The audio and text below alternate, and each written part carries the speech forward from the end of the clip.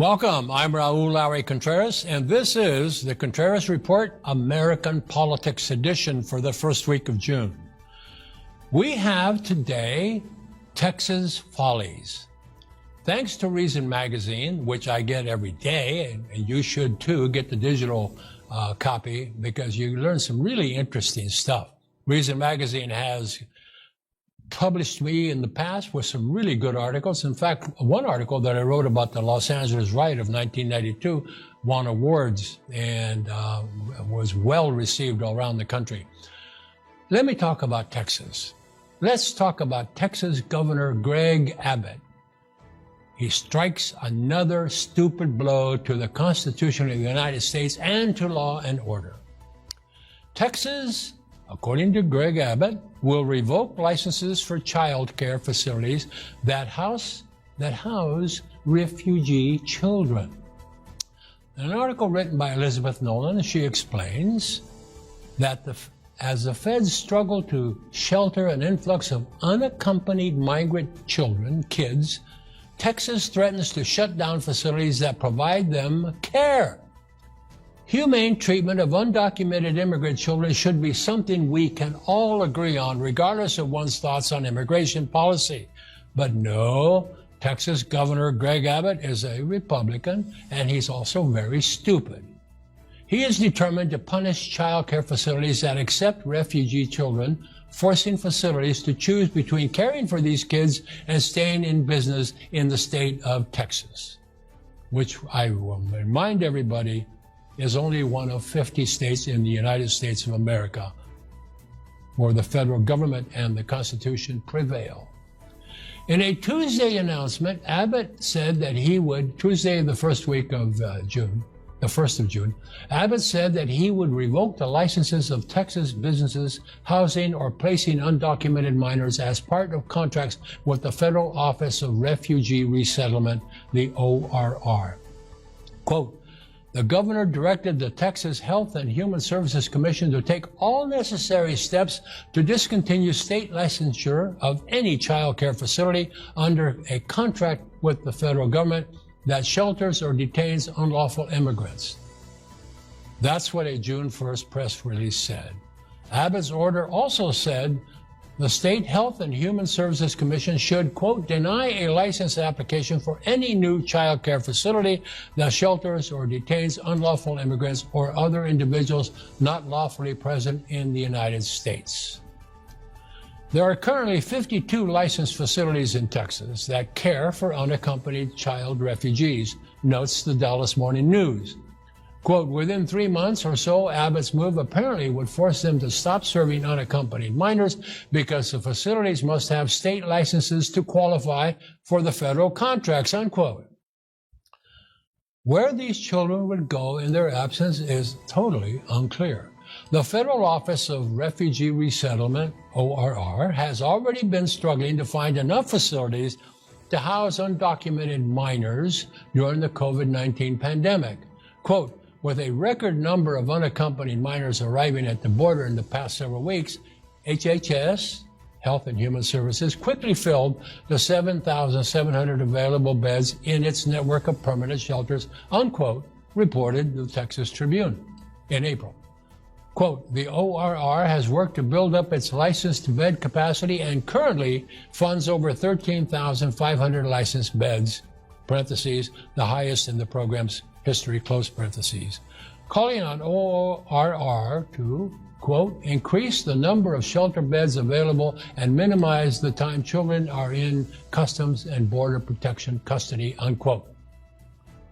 Continuing the quote, it's unclear how many unaccompanied children are in these state licensed facilities in Texas, as opposed to unlicensed emergency sites such as the one that just closed in Dallas or the site at Fort Bliss Army Base in El Paso that can hold up to 10,000 unaccompanied migrant children and teens, quote, unquote, says the Dallas Morning News. But, quote, denying the Biden administration use of the state licensed shelters could force more of the children to be held at U.S. Customs and Border Protection facilities that have been deemed unsuitable for children, unquote. Trying to avoid housing children at CBP stations has led to the opening of new federal emergency facilities in Texas and Arizona, but these have also drawn criticism. Abbott himself previously called on the Biden administration to shut down one emergency federal facility for migrantees, suggesting he is aware of potential drawbacks to such facilities. Yet he's now trying to force more refugee kids into them. Abbott's office justified his move to upend migrant kids' care. Now we're talking children 5, 6 years old, 7, 8 years old, up to teens, with falsehoods and fear-mongering. In other words, Abbott is relying on lies and fear-mongering by fear-mongers who are natural-born liars.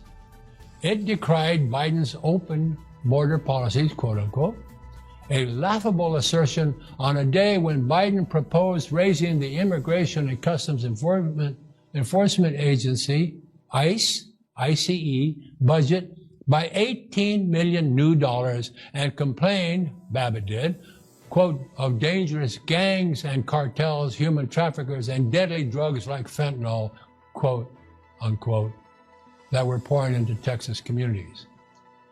Abbott refuses to admit that most fentanyl is sent into the United States and handled by the U.S. Post Office.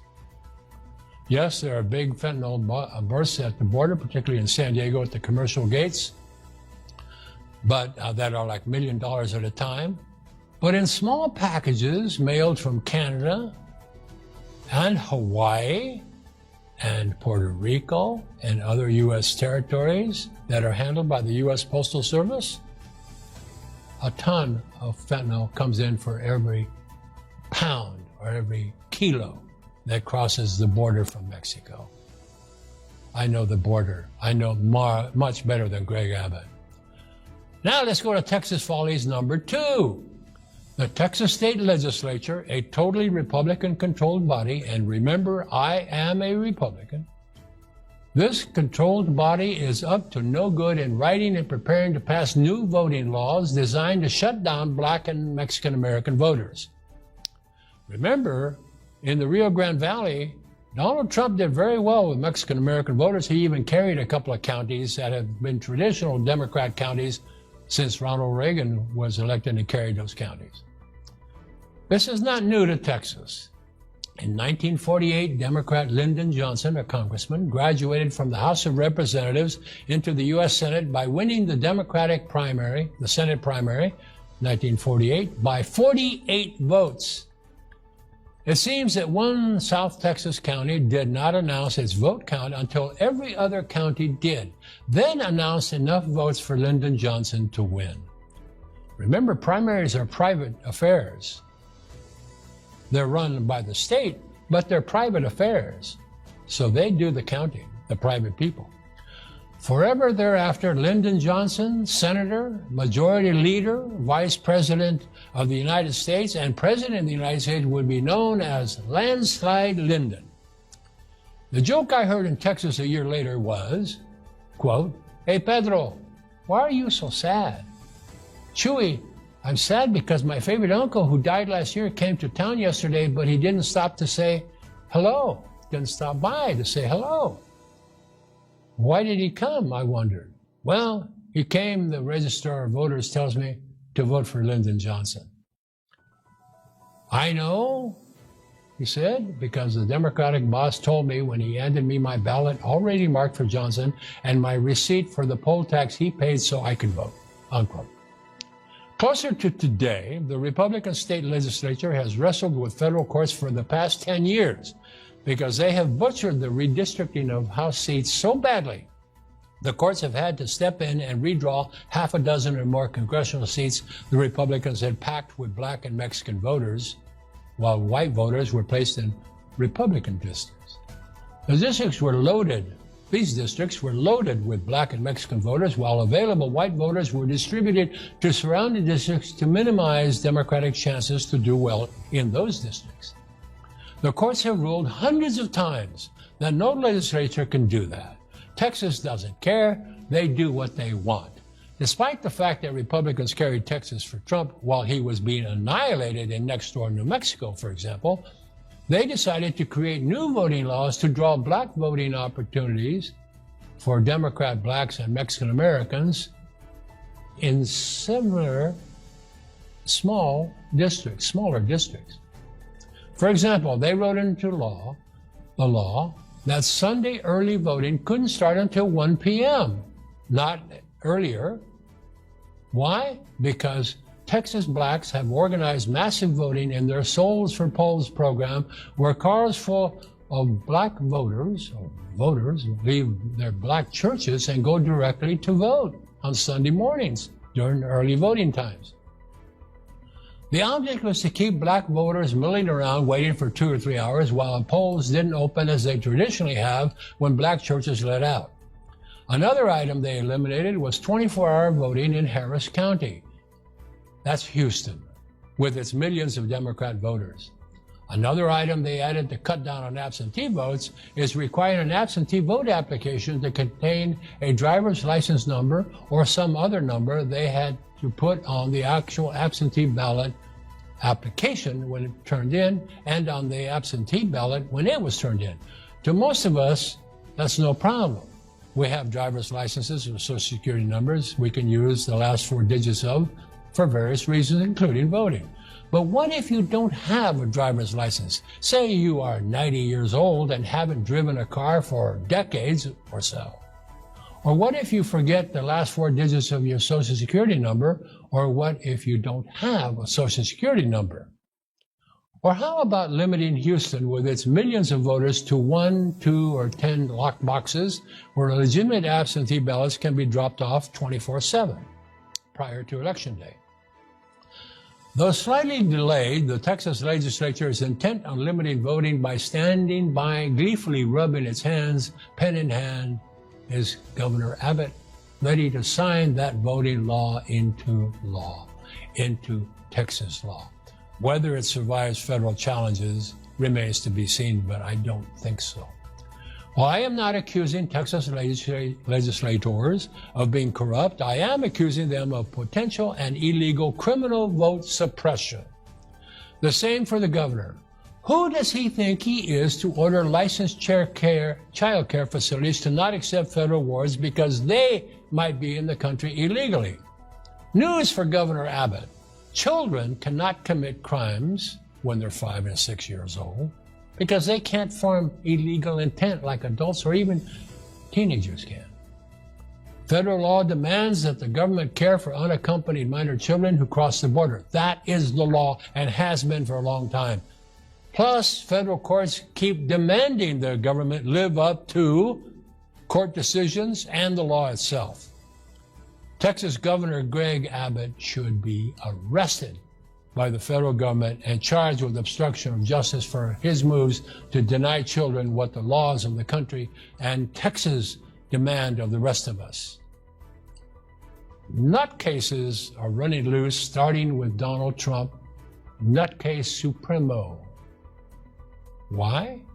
Well, New York Times reporter Maggie Haberman tweets that former President Trump has been telling people that he expects to be restored to the presidency by August after Joe Biden's legitimate election is overturned.